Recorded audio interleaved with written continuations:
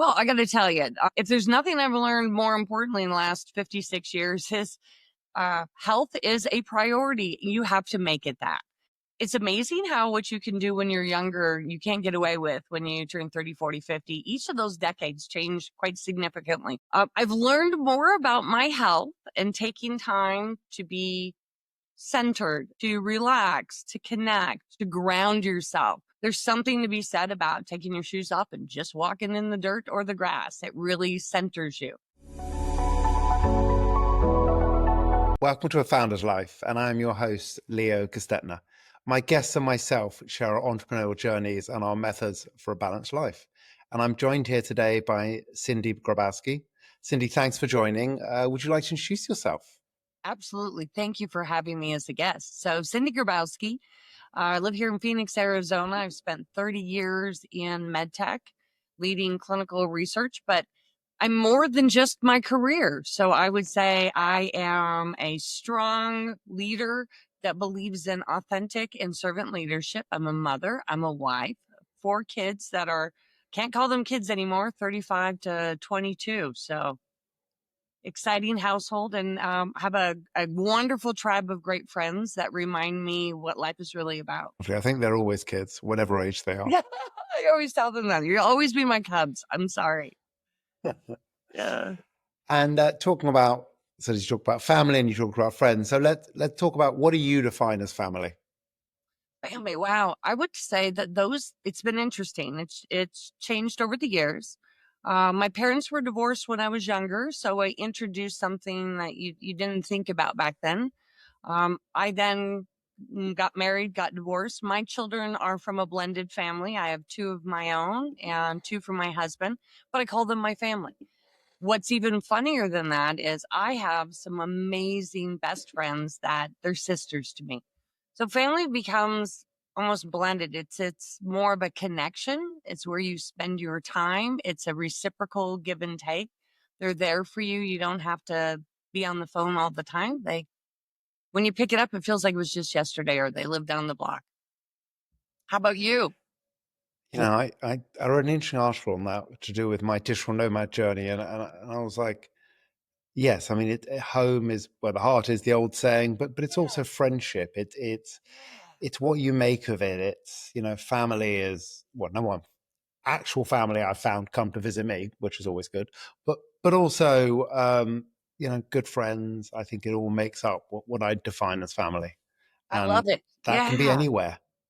Right. Yeah. And it's oftentimes those that I've chosen to be in my circle, and vice versa. They've chosen me to be in their circle. Yeah. Your chosen family. Yeah, exactly. I love that. Often preferred to the... Sometimes for sure you're like, okay, so we're blood connected. Sometimes they're crazy. Yeah. And talk to us a little bit about work, both what you're doing now and also the journey that took you to where you are now. You bet. So I made a pivot at 56 last year. I quit my job, my corporate job, where I was involved in MedTech from the ground floor. I'm a non-traditional leader in the MedTech space because in 1994, I was working for a MedTech company in Seattle, Washington, and I was a secretary in that company as a temp secretary. And the chief medical officer came by my desk one day and he said, Cindy, we have an entry-level role in our clinical affairs or clinical research, and I'd like you to apply for it. I think you'd be great at it. You push paperwork like nobody's business, and people like working with you. And at that time, I was really kind of reassessing. I thought, well, there's no way I could get this job. I didn't go to college. I had 2 young children at home, and I had self-imposed a ceiling above myself just from what I had heard around me. I had assumed you would have to have a science degree for that. And he said, no, Cindy, we can teach it to you. I challenge, we can teach you. And I thought, all right. So applied for it, got it. So fast forward 30 years down the road, I have now worked for 9 medical device companies. 7 of those have been startups. And in a startup world, you have the unique opportunity to kind of be involved in way more. It blends the edges of a career of what you're doing. You may end up being really, really good in one specific area, but you get to see and be involved in things that are much broader. So that really led me to last year when I quit my job, I decided I went to our CEO. I was a VP of clinical affairs at that company, and decided I wanted to do something to give back. If if I'm only 10 years away from where my retirement goal is, how did I want to spend that time? How did I want to make a bigger impact in our world? I know that chief medical officer who opened the door for me, what could I do? And then maybe bigger than that, open the door for others. So last year, I quit my job, sat down with 32 of my closest colleagues in MedTech that cover a whole bunch of areas in quality, regulatory, clinical, data management, reimbursement, and marketing, and said, hey, I want to build a online e-learning school called MindGrove, and it's for introductory roles into MedTech, bringing awareness to there are really wonderful roles and middle class wages in a really great environment. Started that. Good news is my 32 closest friends said, sure, we'll do it with you. And we've taken a unique concept to this. All of these other folks that I'm working on this with, they have regular jobs. Either they have their own consulting firms, they still work in their corporate America job today. I am the only one so far this last year that has spent 100% of my time building it. The rest of the team have been 5 to 10 hours a week. And it's amazing how far we've gotten in that time frame. We're launching our first module at the end of July called MedTech 100. So it's scary. It's crazy to think that me, who did not go to college, is building a technical school. And it really drives home the point that you don't have to go to formal education, in my mind, to be a lifelong learner. I think that makes sense. And I did go to college. I did do school and stuff, but for me, it was the non-educational side that was Really? the interesting part. I mean, I was abysmal. I failed every exam I've ever taken. I mean, there's some of my school reports are on my website. They're entertaining, Oh, but really? yeah, it's yeah, exams were never my strong point. But yeah, I think but I certainly grew as a person. So I think for me, that's what university was good at. But Absolutely. yes, I I can think see why. Well, people ask me, especially in MedTech, when you think about medical device development, manufacturing, I get a lot of challenge because they are very old school in what they expect for a bachelor's degree. And then they challenged when I started the school. They were like, are you saying people shouldn't go to college? And absolutely not. I don't want to go to a doctor that hasn't gone to med school. I am the first one to admit that. But I don't believe every career means that's where you have to start.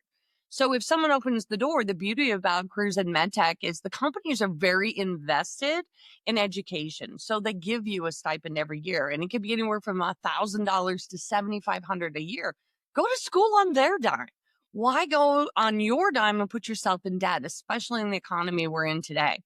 Our goal in our company is open the door for others and then get them somewhere where they can be supported to get that education if it's something that's necessary for their role. yeah, I mean, I think education in America is obscenely expensive. You So said it, nailed it right on the money. It's crazy. All four of our kids win, and they've all graduated now. Anywhere from $70,000 to $120,000 for them to go for the 4 years. Unbelievable. And two of them came out, had no way to get a job. The beauty of that is they came out and then they were moved back home, and they're going to have applying for jobs. And what I'm hearing is, I don't have any experience, so they want to hire me. How do I get experience? And I thought, well, we just spent 70 grand on an education. It's hard to break in even once you do have the education. So there's something broken here. And we don't know that MindGrove is the sole answer, but I think it's a step in the right direction. certainly sounds it. I'm excited to check it out. Yeah, absolutely. We have a website, mindgrove.com. Come on by and check it out. Perfect. And what does health mean to you? How do you, whether that be mental health, physical health, nutrition, how are you looking at health? Health in general. So MindGrove is about education. Are you asking me specifically about mine? Personally, Personally, got it. Yeah. Well, I got to tell you, if there's nothing I've learned more importantly in the last 56 years is health is a priority. You have to make it that. It's amazing how what you can do when you're younger, you can't get away with when you turn 30, 40, 50. Each of those decades changed quite significantly. I've learned more about my health and taking time to be centered, to relax, to connect, to ground yourself. There's something to be said about taking your shoes off and just walking in the dirt or the grass. It really centers you. My oldest son, who's 35, owns a baseball training facility up in Kirkland, Washington. And he's funny because he was the one that came to me and said, Mom, you need a whoop. You don't know how you're recovering. So it's amazing what we learn through our children. He came and he's like, you need to get on, make sure you do enough protein, enough collagen. He's pushing the diet and the exercise. And he calls me almost every morning. How's the morning? You're going to kick butt today. I've got your walk in. What did your whoop say? What kind of recovery? And I thought, wow, it's so amazing that we didn't get introduced to any that I didn't at my younger age. And now to have my older son telling me, here's what you need to do for longevity, for mobility. So you have the quality of life where you can go out and do adventures and take time. We all work so hard. I look at my peers. We've worked so hard to get to the pinnacle of our careers. And we put oftentimes family events, traveling, and our own health at risk to do it. And it's a shame because you hear how many stories you hear where people retire and then they die within 5 years of retirement. I'm like, certainly don't want to be that statistic. Yeah. Very true.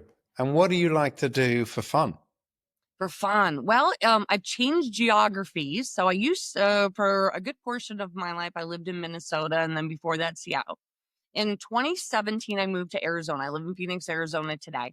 So seasonally, different things to do here. I love to go hiking. So we have some of the most amazing mountains. Now that pretty much takes out the summertime. It's too hot here. But hiking, they do night hikes here with groups, which are really fun. I like that. I like doing HIIT training, exercise, weight training, but with movement involved. I've just started yoga because I'm learning as I get older. Flexibility is as one of my good colleagues says to me, use it or lose it, which means motion is lotion. You need to be moving always. And yoga certainly, it calms the mind at the same time of just really relaxing and stretching. Those are my favorites. I like the lotion. What was it? Movement is lotion? Or motion is lotion. Motion is lotion. That's an interesting one because I often say that when I'm running, especially after that first couple of miles and I get into longer runs, my body, any aches and pains go away. I always call it's like oiling the joints. It suddenly right. Yeah. feels better. Isn't that funny? Okay, so my sister was into running when she turned 50, and I think at that time I was 47. She decided she was going to run. When she turned 50, she was going to run and run 50, I got to remember exactly. She ran a race in every country or every state she'd ever lived in. And she asked me to run with her in the states that we had both lived in. So we ran a half marathon in Chicago, Illinois, the Hard Rock. And I got to tell you, I'm not a runner. I'm 6'1", was not running when I was younger. I enjoyed that year of training probably way more than I ever expected. And when we got into the race, the first couple miles, it felt like, okay, I'm a little hitchy. I got to get it. And all of a sudden I found my group. My sister's like, you're going to get a better time than I am. I'm like, no, I'm not. Now hang in there. I'll slow down. But it really was so enjoyable. And I loved running through the city. I trained in downtown Minneapolis. So I was get up in the morning at, 4 or 5 in the morning, and I'd run through the city, and it was silent, but so cool. What you see when you get out and look around, when you're out there all by yourself, it's magical. I really enjoyed it. My knees did not enjoy it, and I kind of put up my running shoes that I come out 3 years ago. Sorry to hear that. I think it's 20 years ago, I definitely was not running. I was a big guy, but I'm happy to say I'm the fittest and healthiest I've ever been. And I started 6 months ago running marathons, 9 months ago now, and I've done 2 marathons, and I'm going to be doing the 7 majors over the next 2.5 years, starting with Berlin in September. That's amazing. Leo, that's awesome. How exciting. Did you ever think 20 years ago when they said, guess what you're going to be doing, Leo, in 20 years? You're going to be doing the 7 majors. Yeah, my father always says to me, if I ever write an autobiography, it'll be from couch potato to fitness freak.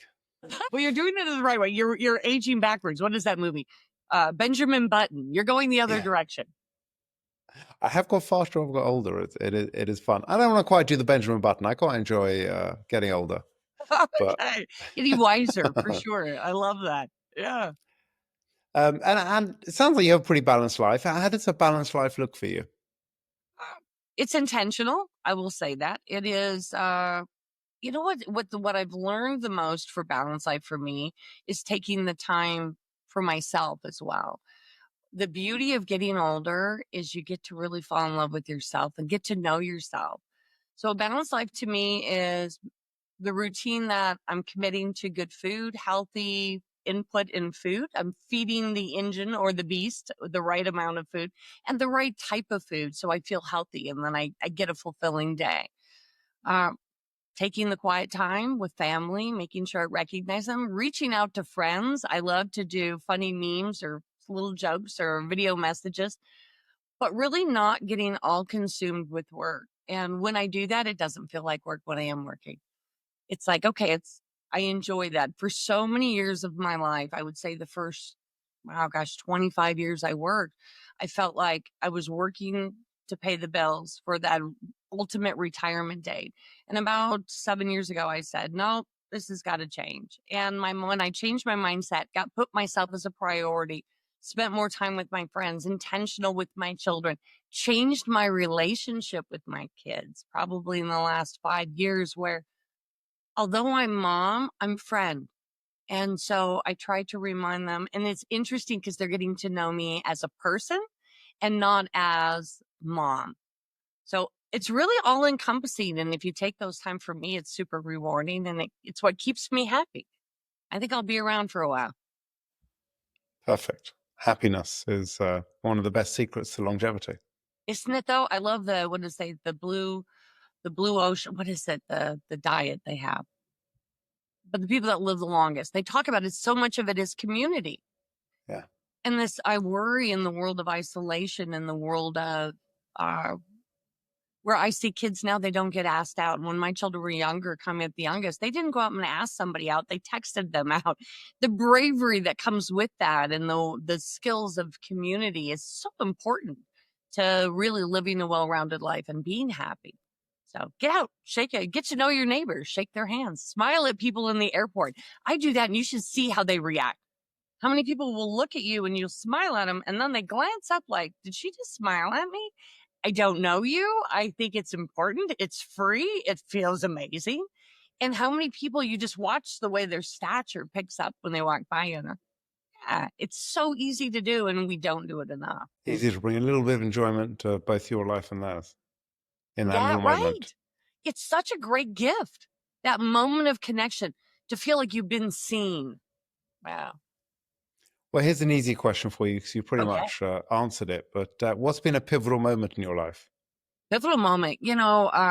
Clearly when I decided to quit my job, I'd lost my father and my stepmother, very close to them. And I thought, really, is this it? Is this the journey? And that was the big deal when I went to my boss and he said, you're crazy to quit. You have a phenomenal job. Why would you walk away from it? I said, hey, I want to take all the rest of my life savings and I want to go cash in every friend ticket I have and do something different. You know, what's crazy is I've grown more in this last year of building MindGrove than I did in the 30 years. Although I learned a lot about a career pathway, I learned a lot about how to do a job well. I'm learning right now how to be versatile, how to be open, how to be authentic, how to be vulnerable. To go from being an expert in one of your fields, you drive hard to be smart in that way, to being jack of all trades. You have to be a generalist when you run a company. It's so completely different.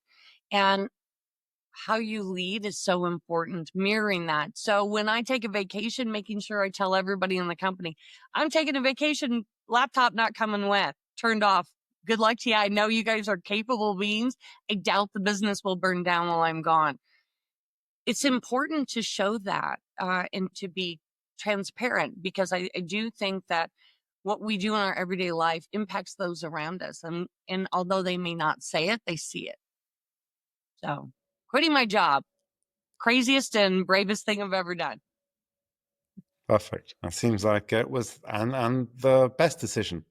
For me, for sure. I think I worry a lot of people around me. You know, when you become the main breadwinner, you become the stable one, the one that's done everything. Everything's, well, what does it mean now for me? I'm like, you guys are all adults now. Go get it. Go claim it. It's all yours. Isn't that when you say, yeah, now you're going to look after me? Right, exactly. Where's the ADU? Where's the little mom and mother-in-law corner in the back? I'm ready to come visit you now. Yeah. Perfect. And I think it's interesting, you talk about completely switching off when you're away. And I think people work in different ways. I think a lot of people need that complete switch off. They need to recharge. Yeah. For me, I have a I feeling work. you don't. Look at the look on your I face. do and Yeah. I don't. Okay. So, I'll do a little bit of work in the morning, a little bit of work in the evening, but then I What? can completely switch off in the middle. So, some Oh, people doing a little bit of work makes their mind actually non-stop the whole day. For me, doing a little bit of work actually allows me to switch off my mind because I know I'm on top of stuff and I can ignore everything. So actually, that to me allows me to switch off better. Whereas I'm the kind of person who would be stressing about what needed to be done if yeah. I couldn't have that little bit. But it's not that I'm certainly doing a lot less. Everyone knows I'm away. I'm not, and I don't do phone calls when I'm away unless it's an Oh, nice. emergency.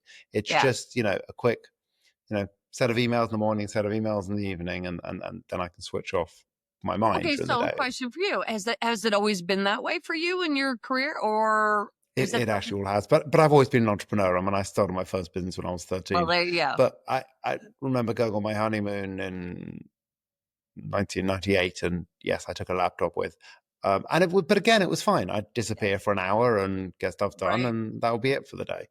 Absolutely. Well, good. I mean, find what works for you for sure. I've done vacations where I took my laptop and I wrote my emails, but I put them on delay send because I was always afraid if I sent them, somebody would feel like, oh my God, she's working, I must work, or I have to respond, or intentionally putting something in there to say, hey, send this over to you, no rush. I'm gone for a week. We'll talk about it when you get back. But I always worry that my wake is ensuring or making them feel like they should be doing something while I'm gone. I'm like, yeah, I'm sure you are. I trust you. I like that. And what is one piece of advice you could give to a Mm. aspiring entrepreneur? Wow. Talk to everybody about it. Share your story, share your vision. I've got to tell you, the things that are working well for MindGrove have come from the most non-planned. I didn't expect it. And it had to come from anybody that will stop and listen. I ask about what they do. I share what we're doing. And what's surprising is how many times people say, oh my God, I know somebody. Have you thought about, did you go down this pathway? What did you think here? It's just reaching out and sharing it. Not only does it get you better at honing your vision of what you're trying to build and learning to communicate it in a really succinct way, but also learning from others that maybe we're missing something. Maybe there's more there, or maybe there's a connection for us. And I'm amazed. My tree just turned on. Did you see that? Sorry. I did see that. I was impressed. Didn't know if you waved a hand I and the did tree it came on a on. timer. I love my palm tree. I don't live by a beach. Arizona, I lost all of my world. So I thought, well, the palm tree comes with me. So yeah. um, well, it's been a really fun conversation and great to have a chance to hear your thoughts. And how can people find you? Uh, Great way. You can find me in multiple ways. You could go to LinkedIn, Cindy Grabowski. You can find me on there on LinkedIn. I am also on our website, www.mindgrove.com. There's a link at the bottom. So you can get a hold of me there. Would love to hear from you. If you're starting a business and you're in the Phoenix area, especially, feel free to reach out to me because I'd love to have some comrades to sit next to and have tea with and share stories. But thank you, Leo. This has been great. I really enjoy your podcast, and I love the holistic view you have when you interview folks. Well, thank you. And thank you for listening to today's episode. If you enjoyed this conversation, don't forget to subscribe to the channel, tell your friends, and please leave a review.